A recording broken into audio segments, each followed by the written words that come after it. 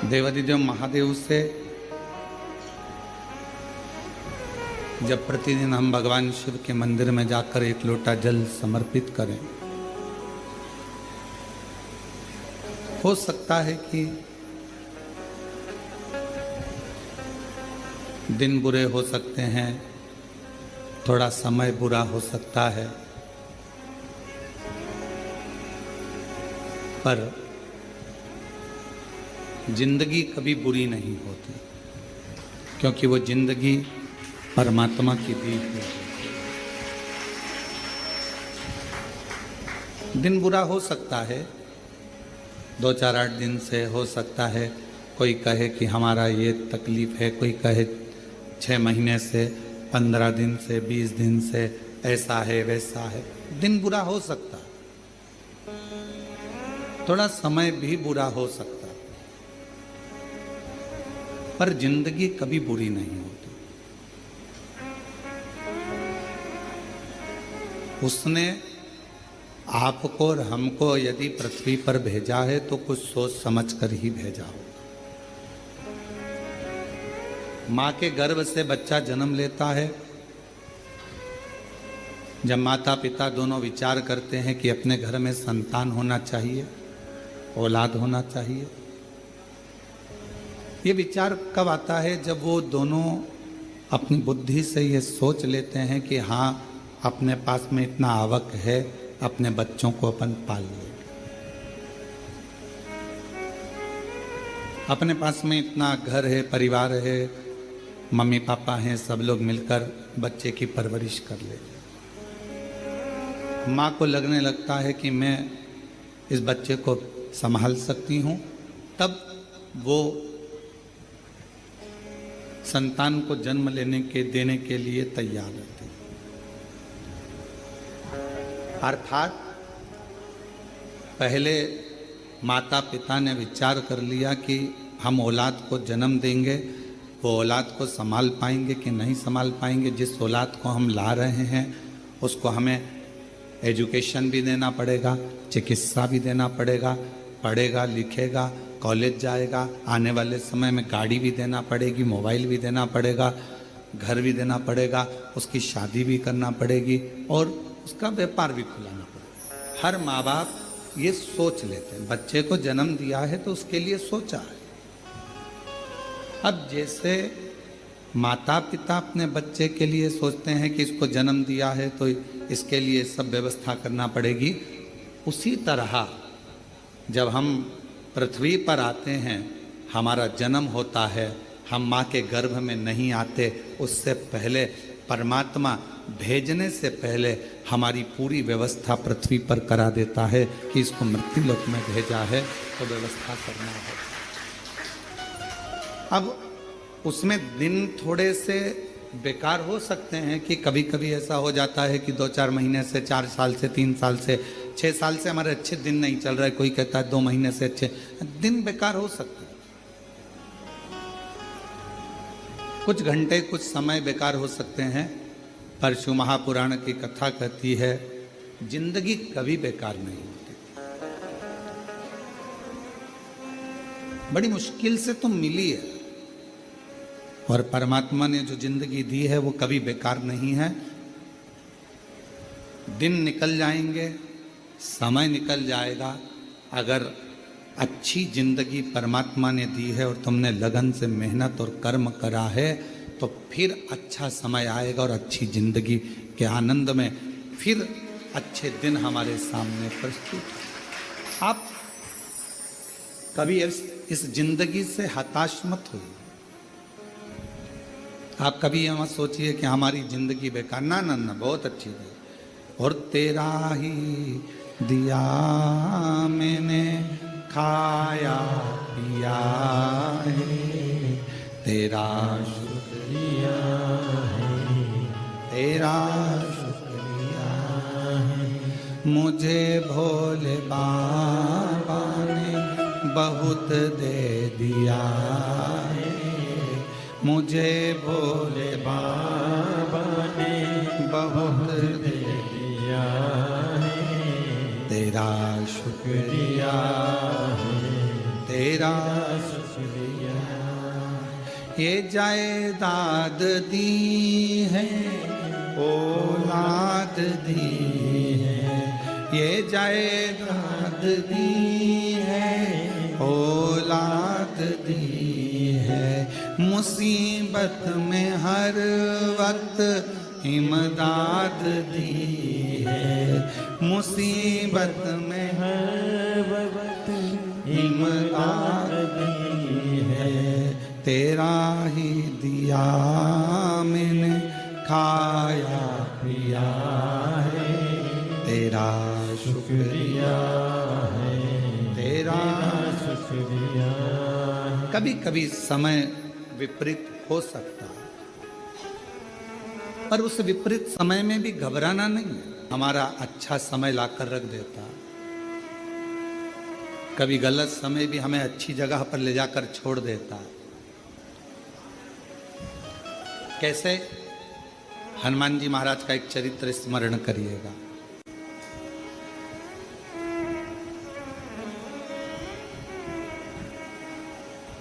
श्री हनुमान जी महाराज ने एक लीला रची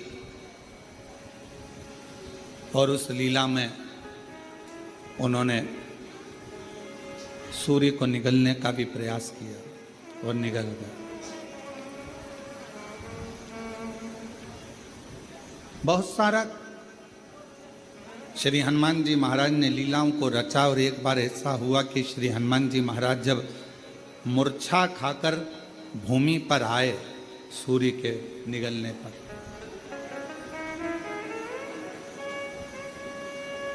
सारे देवता एकत्रित हो गए और देवताओं ने श्री हनुमान जी महाराज मूर्छा खाकर गिरे और देवताओं ने उन्हें वर देना प्रारंभ करा।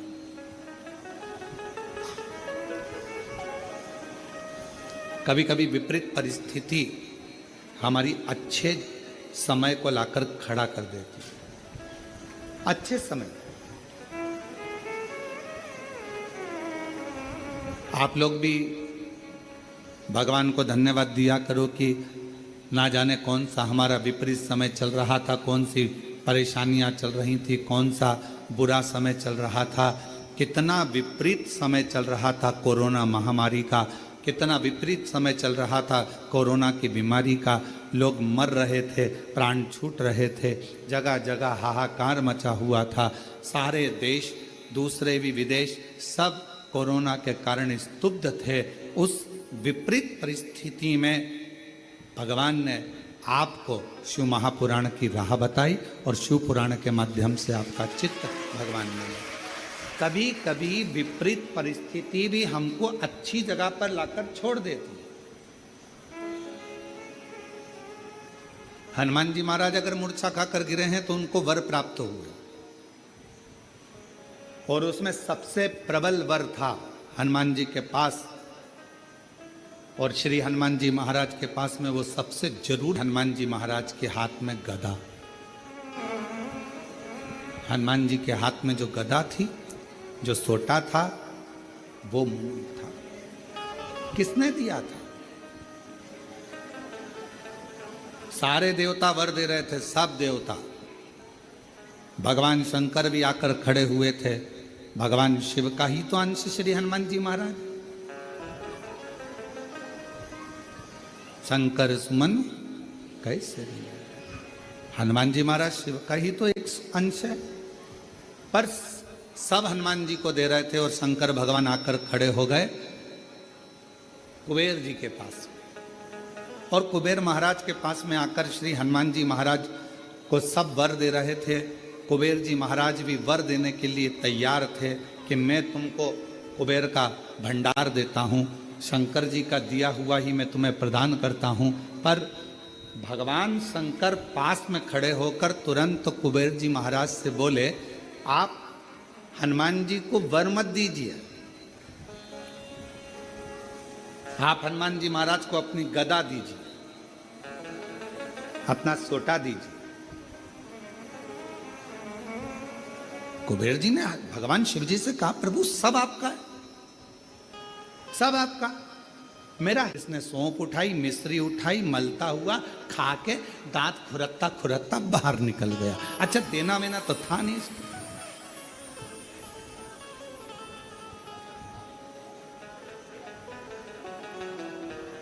क्यों रे आशीष, सही है? अब इसको देना वेना तो है नहीं। अब वो तो सौंफ और मिश्री खा के दांत खुरकता खुरकता बाहर। दो तरह के दोस्त हैं, एक खाते खाते टेबल पर से उठा जाकर पैसे कटवा दिए, और दूसरा वो अरे रुक तो सरी, अरे मैं इतना देने वाला होता तो पहले ही चले जाता, और वहां जाकर काउंटर में नाटक कर रहा है, मैं दे दूंगा मैं दे दूंगा मैं दे दूंगा। बहुत मुश्किल है ये कहना, मैं बैठा तो हूँ, क्यों चिंता करते हो? कई बार भंडारे होते हैं, बड़े बड़े आयोजन होते हैं, तो उसमें पीछे से कोई व्यक्ति बहुत चतुर होता है तो कह देता चिंता मत करो, तुम तो बहुत अच्छे से करो, बाद में मैं निपट लूंगा, मैं सब व्यवस्था कर दूंगा, सब व्यवस्था। क्योंकि उसको मालूम है कि भगवान का कोई भी कार्यक्रम छोटा मोटा होता ही नहीं है, और तुझसे क्या मांगेंगे, भगवान ही इतनी पूर्ति कर देता है कि दूसरे मांगने की जरूरत ही नहीं पड़ती है। दो मित्र हैं, एक जेब में हाथ डालता है पर देता नहीं है, और दूसरा वो है जो तुरंत निकाल कर दे देता है। तो मेरे शंकर भगवान वो मित्र हैं जो एक सेकंड की देरी नहीं लगाते। तुम शंकर जी के मंदिर पर जाने से पहले अपने घर का दरवाजा छोड़कर लोटा लेकर, जब तुम अपने घर में पानी का लोटा उठाते हो, भरते हो, बाहर निकलते हो, तुम्हें लगता है कि तुम शंकर जी के मंदिर में शंकर जी को जल चढ़ा रहे हो, उस समय पर शंकर भगवान तुम्हारे घर में आ जाते हैं तुम्हारा भंडार भरने के लिए। शिव जी जेब में हाथ नहीं डालते, शंकर भगवान तो उठाया और दे दिया।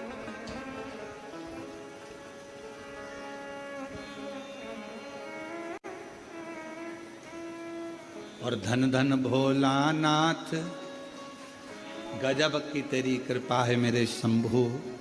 तू खजाने लुटाता है तो ऐसे लुटाता है कि जेब में हाथ डालने की जरूरत ही नहीं पड़ती।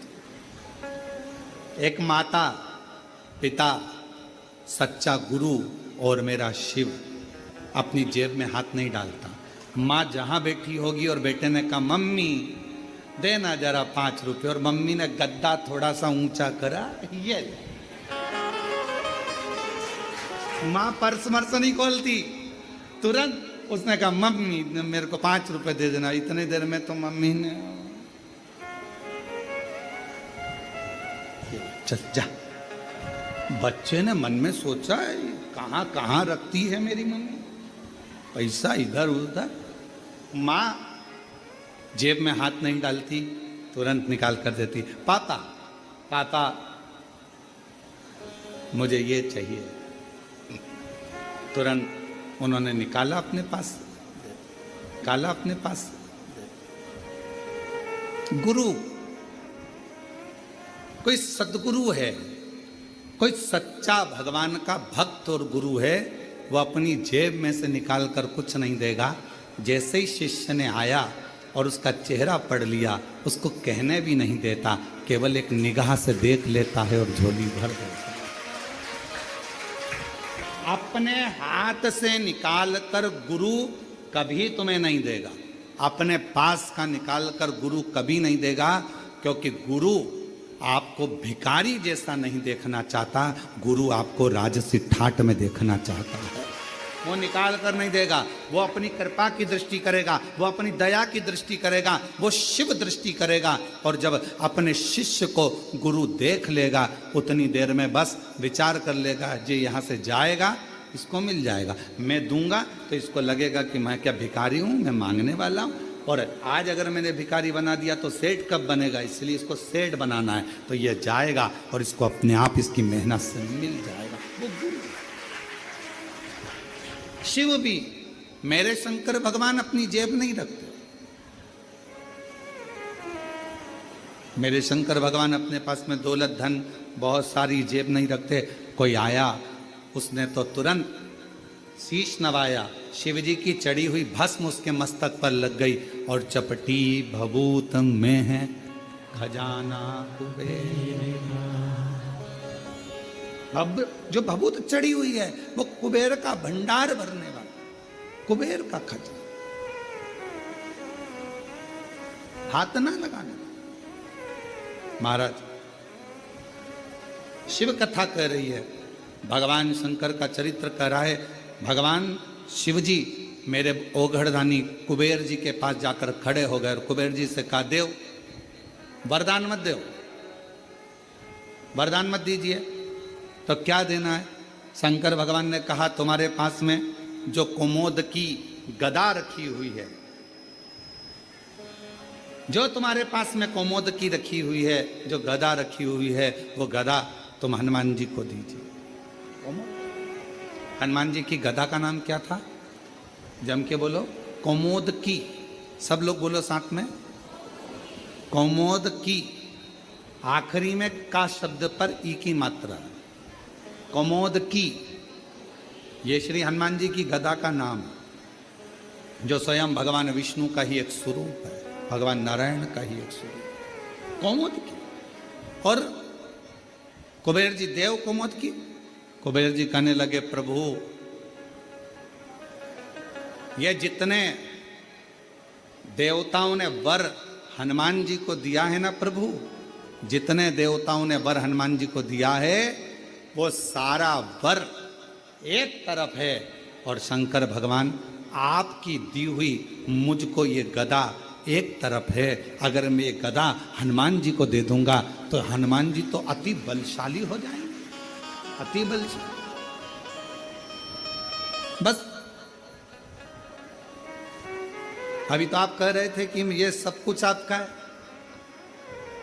आपको देना चाहिए। तब श्री कुबेर जी महाराज ने भगवान शंकर के कहने पर शिव जी की दी हुई कुमोद की गदा श्री हनुमान जी महाराज को दे दी। हनुमान जी महाराज ने जैसे ही गदा लिया, भगवान विष्णु और ब्रह्मा जी ने कहा, अब तुम्हें डरने का बात नहीं, अब शंकर का अंश तो तुम हो ही, साथ में इस गदा के रूप में 33 कोटि देवताओं के पास जो बल है, उससे 1000 गुना ज्यादा बल इस गदा के अंदर तुम्हारे पास में आ गया। 1000 गुना मांगा नहीं है। मेरे ओगरदानी ने, मेरे शंभू ने, मेरे शंकर भगवान ने किसी से मांगा नहीं। मेरे शंकर भगवान ने, हनुमान जी ने भी किसी से मांगा नहीं। बस उनको वर की वर प्राप्त हो गया। तेरे मंदिर में आना मेरा काम है और मेरी बिगड़ी बनाना तेरा। और शंभू शरणे पड़ी मांगू घड़ी दे घड़ी दुख काटो, दया करी दर्शन आपो। हो शंभू शरणे पड़ी मांगू घड़ी रे घड़ी दुख काटो, दया करी दर्शन आपो। शिव जी के दरवाजे पर जब हम अभी आप लोग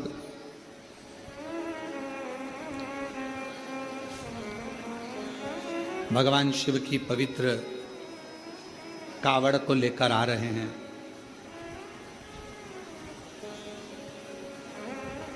और भगवान शंकर की पवित्र कावड़ का लाभ ले रहे हैं। शिव जी को जल चढ़ा रहे हैं, भगवान शंकर को जल समर्पित कर। क्या है इसमें? 2 लोटा जल, एक बांबू डंडा सुंदर वस्त्र से लपटा हुआ,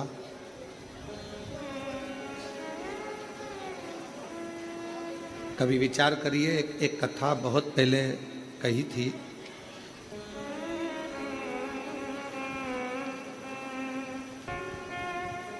एक बात बहुत पहले का स्मरण है कि छत्तीसगढ़ में इस कथा का वाचन करा था रेवा सुतार। क्या नाम है उसका? रेवा सुतार। क्या करता था? लकड़ी का काम।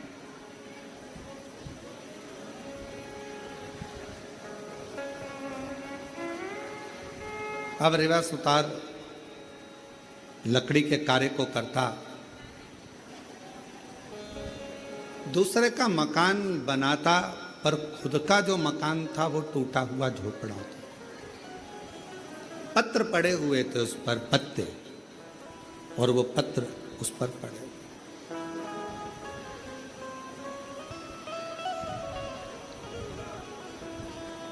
रेवा बड़े आनंद में अपनी भक्ति में रहता, खूब मेहनत करता, खूब चाकरी करता, खूब मेहनत करता, खूब चाकरी करता।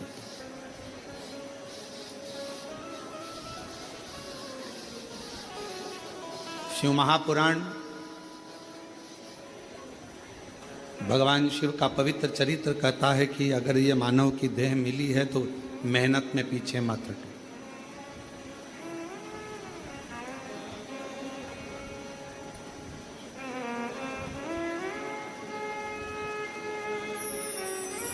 यदि मानव का शरीर मिला है तो मेहनत में पीछे क्यों हटना।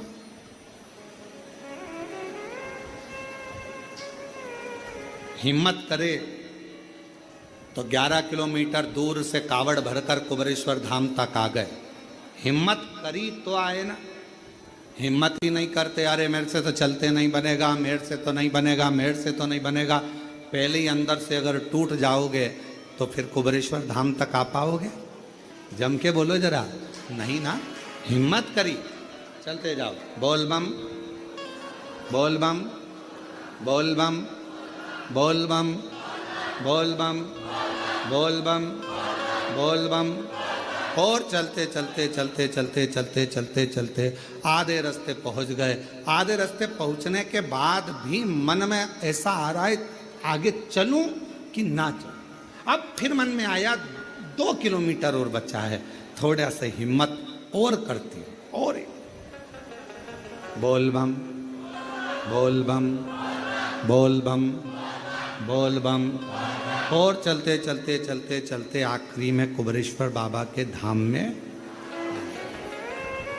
बाबा ने बोला हिम्मत करी।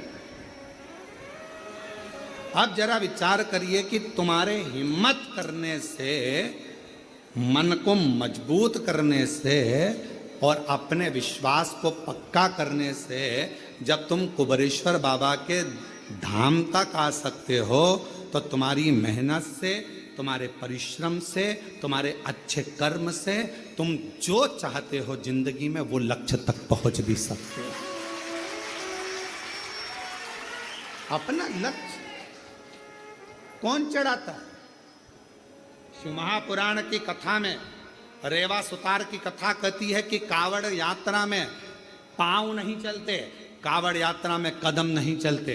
याद रखना, कोई तुमसे कहे कि पांव से चलकर गया, कदम से चलकर गया, शिव महापुराण की कथा कहती है कावड़ यात्रा में भगवान शंकर का 2 लोटा जल ले जाने में कभी भी कदम नहीं चलते, पांव नहीं चलते। तो क्या चलता है? शिव महापुराण की कथा कहती है आपका विश्वास और भरोसा चलता है, आपका विश्वास चलता है। मैं जाऊंगी मेरे भोले बाबा के पास में और उनसे जाकर अपने दिल का भाव कहूंगी, मेरा बाबा स्वीकार कर, मेरा बाबा स्वीकार। पांव नहीं चल रहे हैं, कदम नहीं चल रहे हैं, चल रहा है आपका विश्वास, चल रहा है आपकी दृढ़ता, चल रही है आपका भरोसा।